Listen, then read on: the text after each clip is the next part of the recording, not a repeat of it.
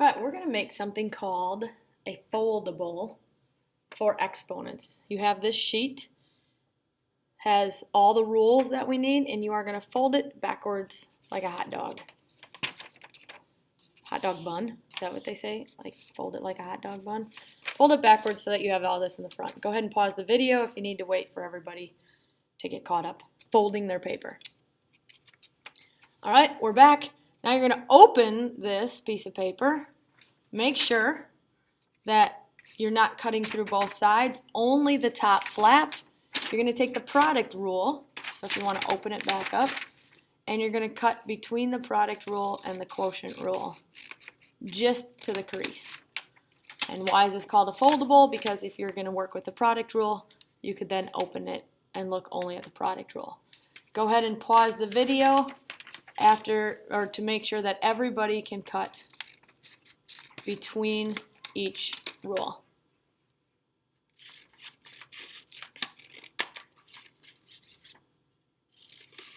All right, you should be back. And now you have a piece of paper that looks like this. And from here, we're going to fill this out, and you're going to want to fill it out carefully and very detailed, because I am going to let you use this on your test to look back at and see your product rule, quotient rule, power rule. So take the time to write each thing down. Maybe I'm not going to talk all the way through it, but go ahead and start with the product rule. I put an X up there saying X for product multiplication. Add exponents, keep the base. Pause it and write that down. Quotient rule for division. Subtract exponents, keep the base. Pause it. Power rule. Multiply exponents. You have to power all that's in the parentheses. Put that for the rule here. When we open it up, we'll give specific details. Multiply exponents, power all in the parentheses. Pause it.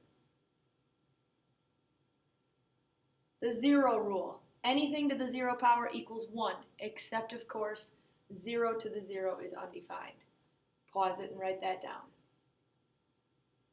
And finally, the negative rule says move the exponent and the base to the denominator. Move the exponent and the base to the denominator. Make the exponent positive.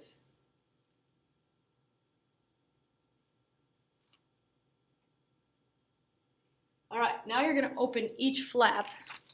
After you pause it and get that all written down, you're going to open this flap, and you have room either here or both to write examples of the product rule. So we'll start with the product rule, open it up, and in there write next to the product rule, or not next to it, but once you open it up.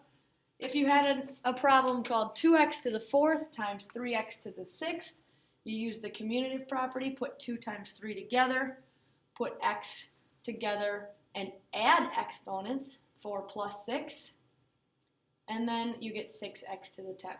Pause it so you have time to write that down. Quotient rule, you started with 10x to the 6th over 2x squared. That was the original problem. Pause it if you need to write that down. Then you're going to use the associative property to put the 10 over 2 together because they're both whole numbers. And then the x with a base, the base of x, you're going to subtract exponents, 6 minus 2. So when you close your cover, you're going to see quotient rule. Subtract exponents, open the base. When you open it, you're going to see an example of that problem. I should show you the simplified. 10 divided by 2 is 5. 6 minus 2 has an exponent of 4. If this number is a fraction, leave it as a fraction.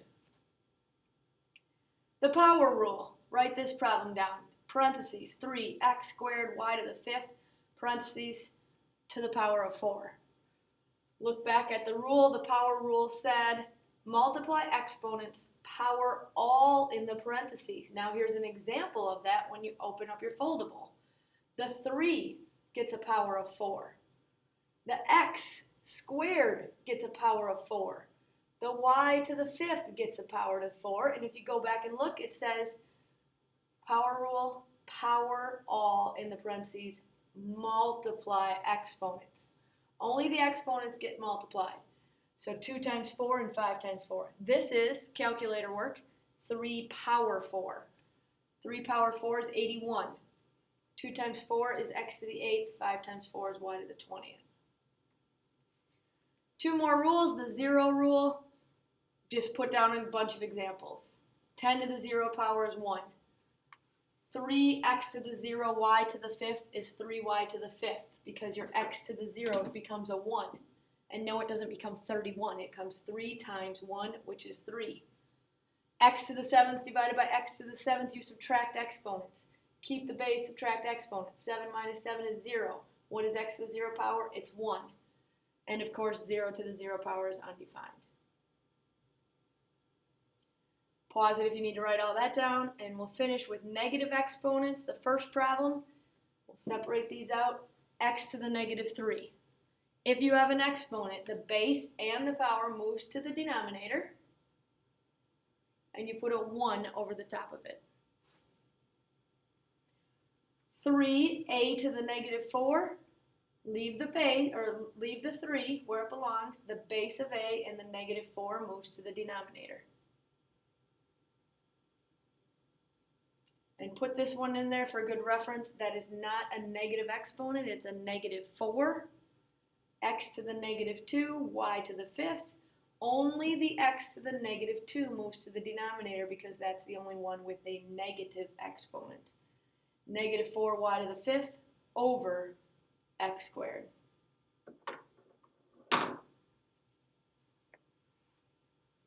All right, when you're done, you should have a completed foldable. Put your name on it, and you can use it for your test. Have it handy for a nice reminder of all the rules.